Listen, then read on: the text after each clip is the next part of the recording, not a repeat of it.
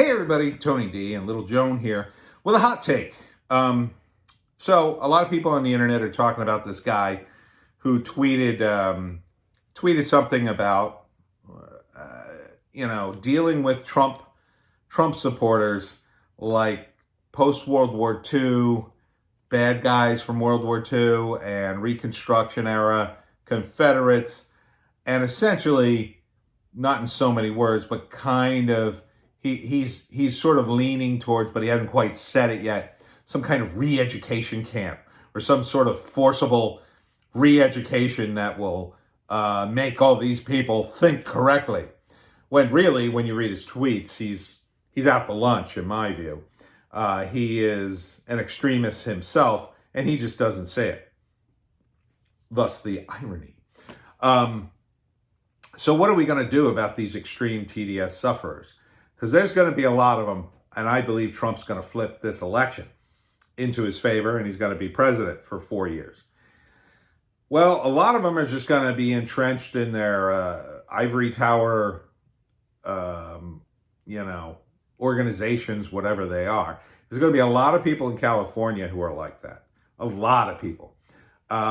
Fortunately, California has lost a lot of its seats on the national level. You got a bunch of Republicans there, but not on the local level. On the local, statewide level, there's still a lot of problems. It's still a Democratic supermajority. You got Gavin Newsom, you got Nancy Pelosi, you got all these people who are they are still way in the bubble, and you heard my rant about Gavin Newsom yesterday. And there's a lot of people who follow them who think, they're just going to have absolute breakdowns when Trump wins this thing. Absolute meltdowns beyond belief. And yes, I have to acknowledge that many of them will be incredibly hilarious. A lot of them will be very scary too, because these people are already on edge. They've already threatened violence. Many of them have used violence.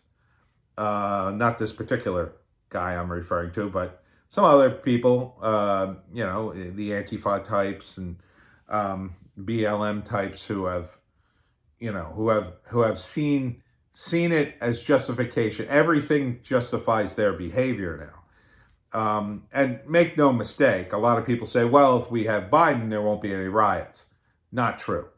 The only difference between these people and Trump is if we have the riots under Biden, the media won't really cover it, or they will cover it differently. Biden will turn the cops on them, and the media won't cover it. And the people who would be on the internet complaining about this won't hear about it. They just won't hear about it. And when they do hear about it, it'll be spun in Biden's favor in that, there was a big protest in Portland today, but local experts believe that they have been infiltrated by racist organizations who are stirring up trouble.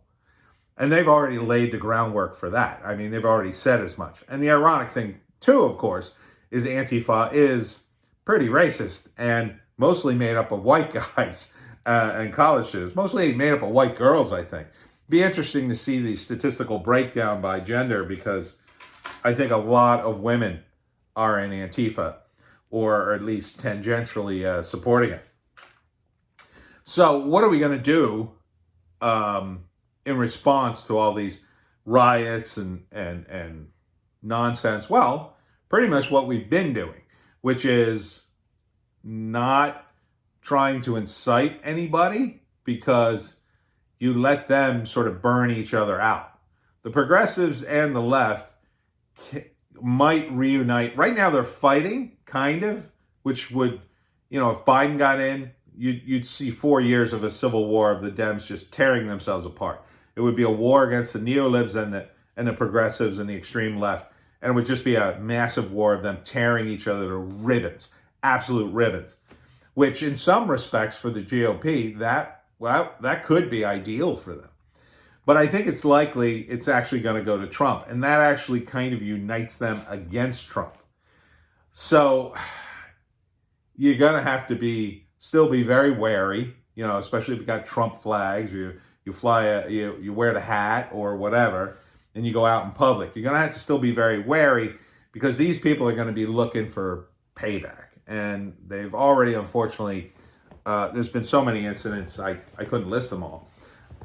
So hopefully, what I'd like to see in a new Trump administration is something to address first, number one, Antifa and BLM, which at this point they're one and the same.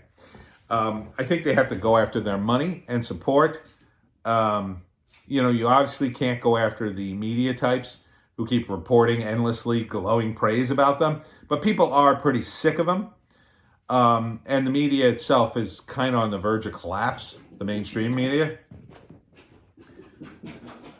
Joan is running around like a little maniac. So I think the main thing would be to continue the sort of boycotts against media organizations. And I think the boycotts have to go a little further, because we need to sort of choke the beast, as it will, that really is media. And these multimedia companies own a lot. Now, a lot of them, they're failing on their own. If you look at AT&T's purchase of Time Warner, they're looking to sell off CNN. They're in deep money problems, it seems, and they have problems with DC Comics. Disney is having problems. I mean, get woke, go broke. Some of that will be in the new book, Hollywoke, coming very soon. Just finished editing it last night. So we need to keep that pressure on it. Now, most of you probably already do. You probably don't watch TV. But, you got to think about, say, Disney Plus. Not to pick on Disney, but let me pick on Disney. Maybe consider the fact that Disney owns ABC. How do you like the news division at ABC? Do you think it's very truthful? Well, you're by having something like Disney Plus, you're still kind of supporting ABC News, even though you may not be watching it, even though you may not even have ABC in regular television. So you got to start thinking like that. You also got to start thinking about some of these sponsors that sponsor this stuff and their woke products. Now, we've already seen the boycotts of things like Nike and other products that got all woke.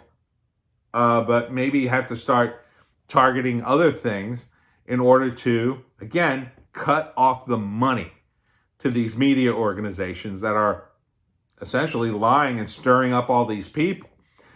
Because once they start to fall apart, hopefully the people who followed all this will be reduced to going on the internet. And yes, there are places on the internet that could still stir that up, but they don't have that credibility that a lot of these bigger organizations have. They won't be as consistent.